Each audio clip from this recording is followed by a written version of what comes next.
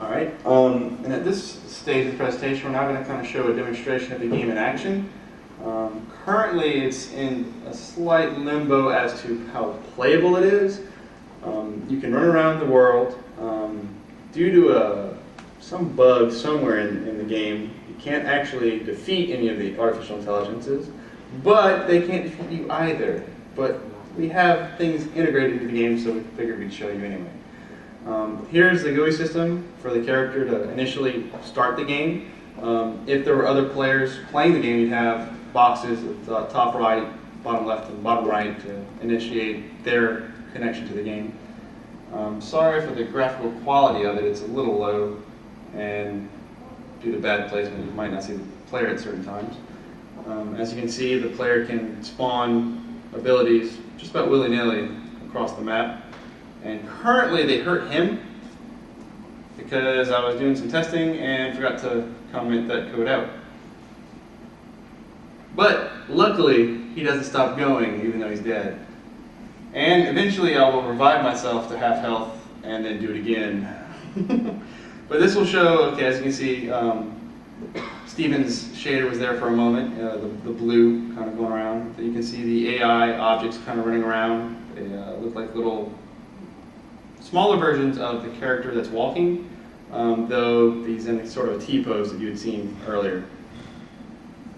Due to time constraints, we just couldn't get everything quite working as well as we'd like.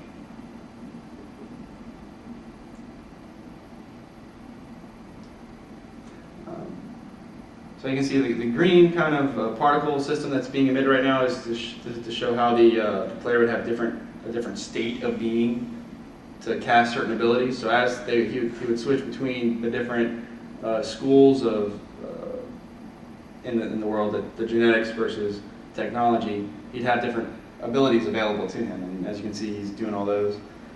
That was genetics. This is technology. And as you'll see, the technology player has quite a different set of abilities available to him.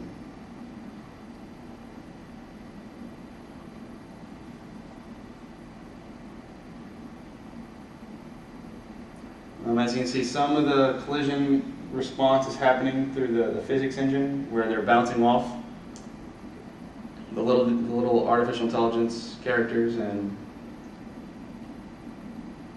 things like that. So while this is playing, I guess we can open it up to any kind of questions we might have about what we've done so far.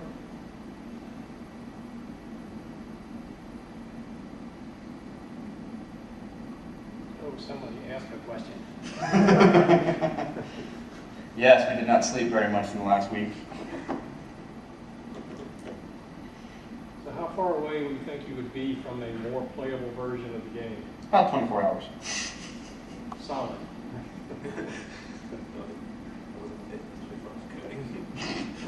I have a question.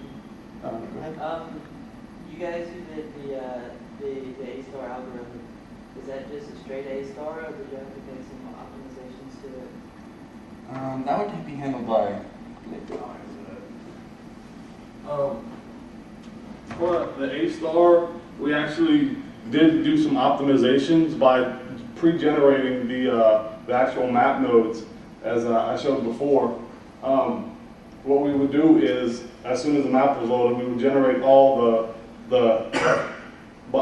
we use a 7x7 based tile set for our map. So basically, the general idea was to only place map nodes every multiple of 7 based on the placement map that we had loaded in along with our height map. So we already knew which nodes were adjacent, so that as we were going through the A-star, we did not have to check everything around, but only a smaller search set. So that's some of the optimizations we made for it. Additionally, when it was going through its search space, we just limited how far it could look, because you didn't really need to search the whole map if the players were next to you, or if it just happened to be behind a wall that's badly placed. So if you couldn't find them within a certain amount of time, it chose its best guess and headed in that direction. When it got there, it did the search again. Any other questions? Yeah, which objects did you guys choose to do bump mapping on? Because typically, like, scene shading is for a more cartoonish look, and in bump mapping, you're trying to do more a realistic look. I was just wondering how you guys mix those two looks together. What you guys intended to do with that? I want to say we didn't actually implement any bump mapping. The bump map's on the terrain. Oh, it is? You can see the walls. These walls are really stretched out, and it's hard to see with the low quality video. But it's apparent if you, like you can see right here on the right side, the walls actually look like they're slightly bumpy. But it's hard to distinguish with the low quality resolution on the projector. So that's what y'all were going, just bump mapping on the turn?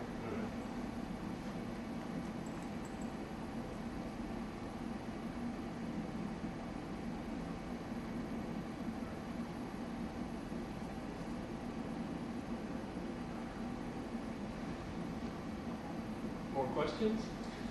If you had to do it all again, what would you do differently? Smaller groups.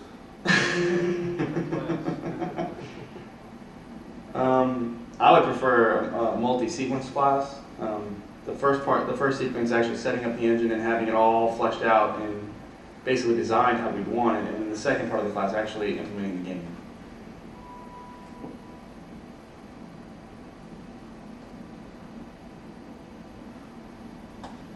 And even though this is all flashy, if the game were working properly, we wouldn't be able to spam spells quite that fast or in that manner. And we found out, due to a glitch, apparently when you pause the game, you don't actually pause anything but you. So I immediately unpaused it and ran away. Are all of those objects that are scattered around movable, or are they lockers? They're movable, except for the big objects that the little dudes are kind of hanging around. Those are the spawners. We'd like for them to be destructible at the moment so that we could eventually stop them from spawning, but that's, again, something that just didn't quite make it into the cut.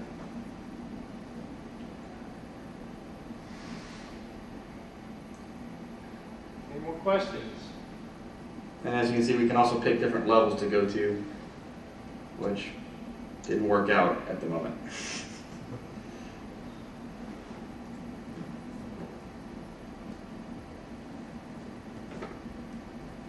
Yeah, any more questions, please? Nope, I guess that's it.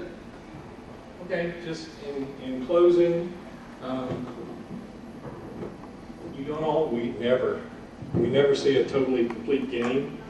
For the simple reason we had 11 people working on it and teams of 2. And you see there's so many components to these games, it's just impossible in a 16-week period to get everything done. So what we emphasize is tackling all the components and then trying to get it all put together at the end as best we can. And I don't think we've ever had a time when there weren't glitches or incomplete features or somebody alluded to it. You know, early on we knew we had to toss this because it just wasn't going to be doable in the amount of time.